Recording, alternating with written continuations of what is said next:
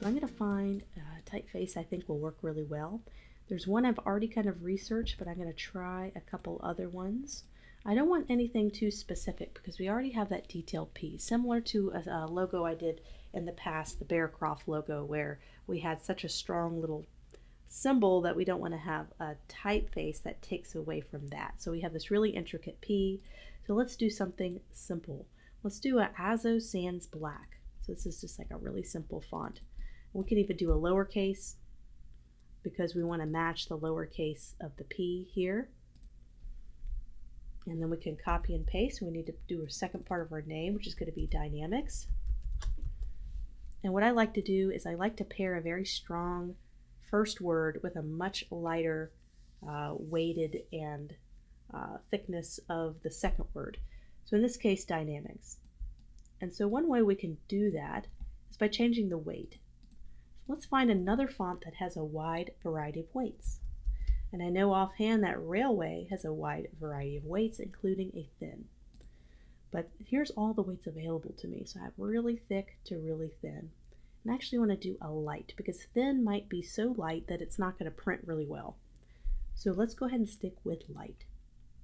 And so now I want to balance this tight spacing, and I might even want to tighten the spacing more. So let's go to our character panel.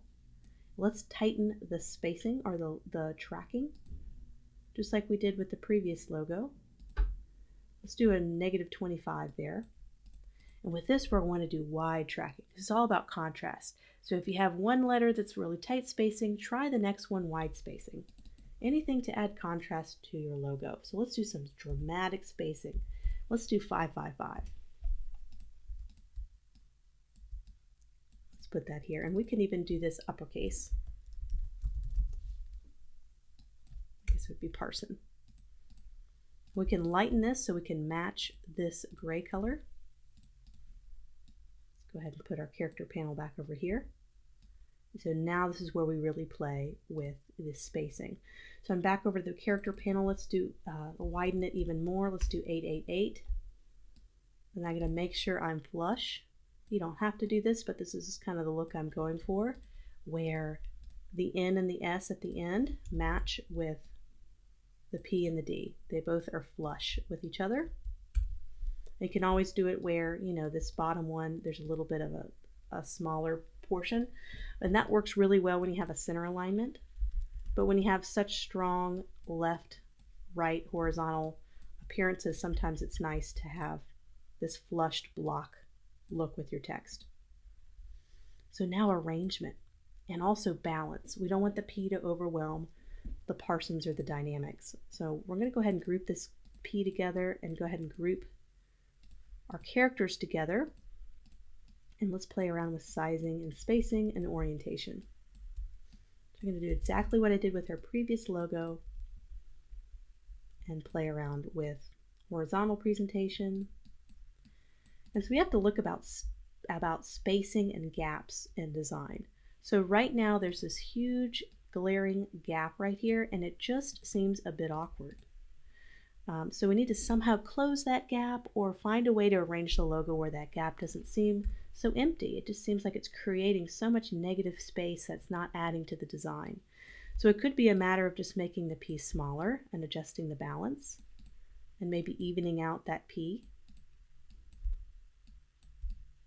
It could be a matter of adding that dividing line, kind of break those elements up.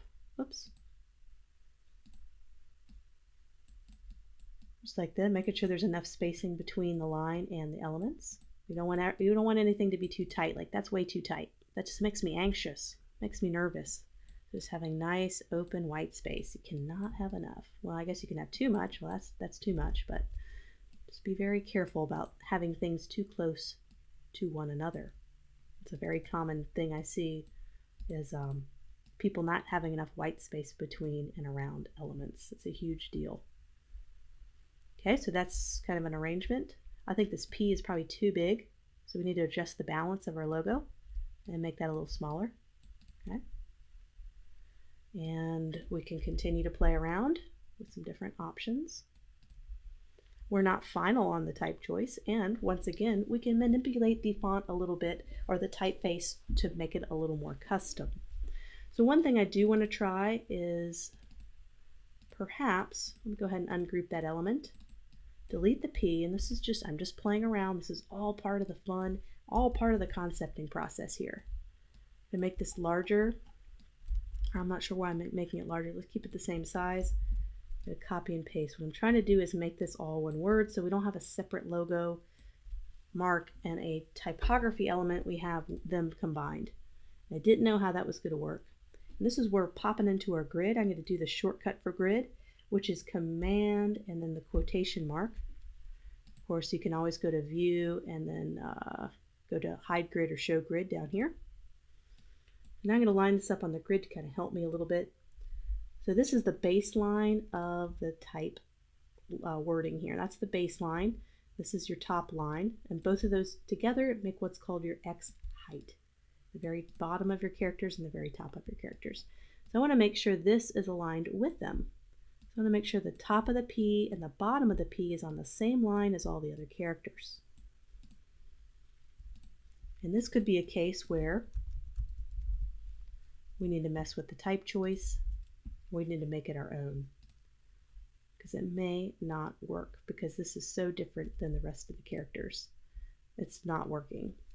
So let me try shifting this down to this bottom line, seeing if it can't work as a capital letter.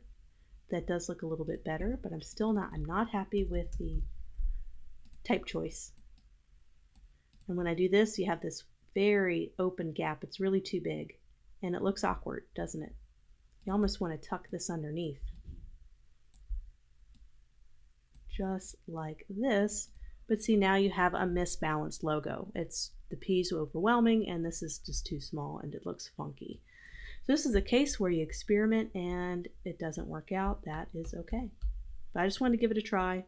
The P, is this a hard letter? Some letters are easier. B is very balanced. The letter B, it's kind of similar on the left, similar to the right. With the P, you have this large gap, and that's the issue that I'm having here. But I'm feeling okay about the overall logo as it's going now, and I want to maybe experiment with adding color, because I think gray's fine if this is an industrial coating company, but what if we want to make it colorful and a little bit more modern? Let's just experiment with a try. So I'm just going to copy and paste, and we're going to do that next. So let's play with color. We're going to go over to gradient and maybe add a little bit of a dynamic color. So I'm going to go ahead and ungroup first and select our rounded area, and I'm going to go to gradient, and this is a brand new option only available in Adobe Illustrator 2019. So make sure you update, or if you have an older version, you can always just use the radial gradient or a linear gradient. But the great thing about the freeform, go ahead and click on that, so I can do as many different points as I want. So I'm just going to double click and just do some simple orange tones, maybe start light and then work my way down to darker. Oops. Okay. We have our little shape that we did a gradient, so I'm going to go ahead and click on here. And so you'll notice the opacity on this particular gradient is 0. So it's fading. So you have the top gradient, which is this color. Let's go ahead and change that to green so you can see that. So there's the green up top, and then you have it going to, it almost looks like no color. That's because we set the opacity to 0. If we were to set it to 100%, you'd see the color. But since we set it to opacity 0%, it fades into nothing. It fades into transparency, and that's how it's able to smooth out and look good.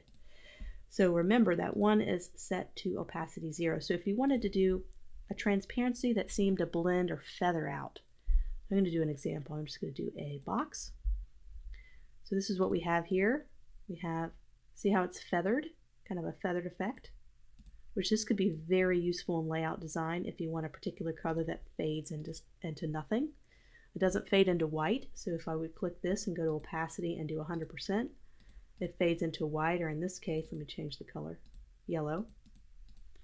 But we can go and change the opacity of one side to 0, and it feathers into nothing, which is very, very useful to know. So you do that in the gradient panel. Okay, so let's change these colors because they're looking pretty ugly. So now I can go over here, try something like a yellow or a white or a purple. So we could do a yellow, and then we can take this and do the eyedropper tool. So let's edit our points. Let's do some cool blues. So we're just going to do some blues. And I kind of like this dynamic color going on here. This is really interesting. Let's make that a more of an orange. It's very similar to one of the other logos we did, where it's kind of a very modern thing to do, to kind of do this gradient mesh where you have warm tones and cool tones collide together. That's kind of the in thing, jewel tones and all sorts of vibrant tones coming together.